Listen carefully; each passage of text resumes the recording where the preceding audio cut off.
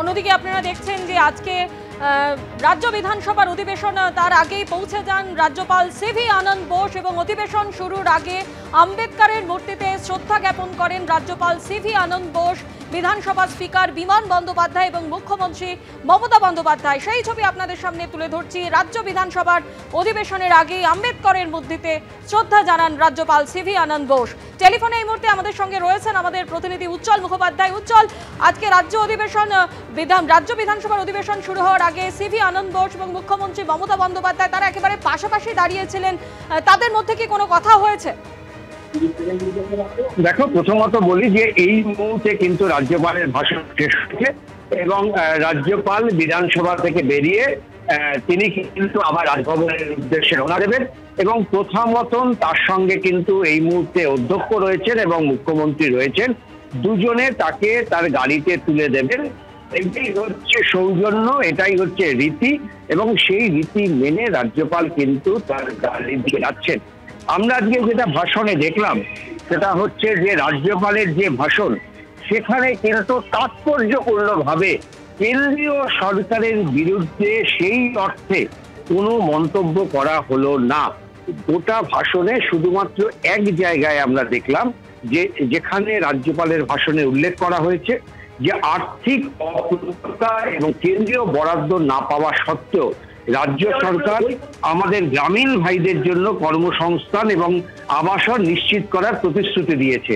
এই একটা শব্দ ছাড়া আমরা দেখলাম যে রাজ্যপালের গোটা ভাষণে রাজ্য সরকারের প্রচুর উন্নতির কথা তুলে ধরলেও সাধারণত অতীতে যে রাজ্যপালের ভাষণ আমাদের সামনে এসেছে সেখানে কিন্তু দেখা গেছে যে কেন্দ্রীয় সরকারের বঞ্চনা, যেটা প্রতিনিয়ত রাজ্য সরকারের তরফে অভিযোগ করা হয়, কেন্দ্রীয় সরকারের অর্থ না দেওয়া, কেন্দ্রীয় সরকারের যে প্রাপ্য টাকা জিএসটি থেকে শুরু করে সমস্ত ফান্ডে সেই অর্থ না দেওয়া, এই প্রসঙ্গগুলো কিন্তু বারবার সামনে আনা হয়।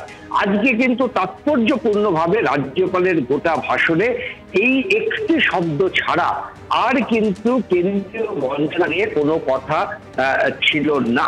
ফলে আমরা দেখলাম দু একটি ক্ষেত্রে বিরোধীরা সামান্য আপত্তি করা ছাড়া রাজ্যপাল কিন্তু নির্বিঘ্নে তার ভাষণ পাঠ করলেন। এমনকি উল্লেখযোগ্যভাবে তিনি যখন ভাষণ করতে শুরু করেন তখন তিনি তার বাংলায় ভাষণ শুরু করেন, বেশ কিছু পাতা বাংলায় পড়ার পর তিনি ইংলিশে ভাষণ দেন। ফলে এই যে বিষয়টা আজকে বিধানসভার মধ্যে যে ছবিটা দেখা গেল, এটা কিন্তু বহুদিন বাদে এরকম একটা ছবি দেখা গেল যেখানে রাজ্যপাল নির্বিঘ্নে তার প্রায় 11 পাতার যে রিপোর্ট, 11 পাতার যে ভাষণ সেটা পাঠ করলেন। দু একবার শুভেন্দু অধিকারী এবং একবার মাত্র অগ্নিমিত্রা পাল তিনি দু একটি বিষয় আপত্তি জানানো ছাড়া সেই অর্থে কিন্তু কোনো আপত্তি করলেন না। শুভেন্দু অধিকারী কিন্তু আগেই এটা জানিয়েছেন যে রাজ্যপালের কাছে প্রথম যা পাঠানো হয়েছিল তার ভাষণটা, সেখানে ছত্রে ছত্রে কেন্দ্রীয় সরকার বিরোধী বক্তব্য রাখা ছিল, কিন্তু রাজ্যপাল সেটা পড়তে অস্বীকার করেন। ফলে সমস্ত কেন্দ্রীয় সরকার বিরোধী মন্তব্য বাদ দেওয়ার পর রাজ্যপালের কাছে নতুন করে ভাষণ পাঠানো হয় এবং সেখানে একটি মাত্র লাইন সরকার বিরোধী ছিল। স্বাভাবিকভাবে যেহেতু কেন্দ্রীয় সরকার বিরোধী কোনো মন্তব্য রাজ্যপালের ভাষণে ছিল না, সম্ভবত সেই কারণেই আমরা দেখলাম যে বিরোধী দল তারাও কিন্তু কোনো আপত্তি করলেন না। অর্থাৎ উন্নয়নের প্রশ্নে যে বক্তব্য রাজ্য সরকারের মাধ্যমে রাজ্যপালের মাধ্যমে রাজ্য সরকার রাখলেন, সেটাকে কিন্তু কার্যত মান্যতা দিল বিরোধী দল, কারণ তারা কোনো আপত্তি করেনি।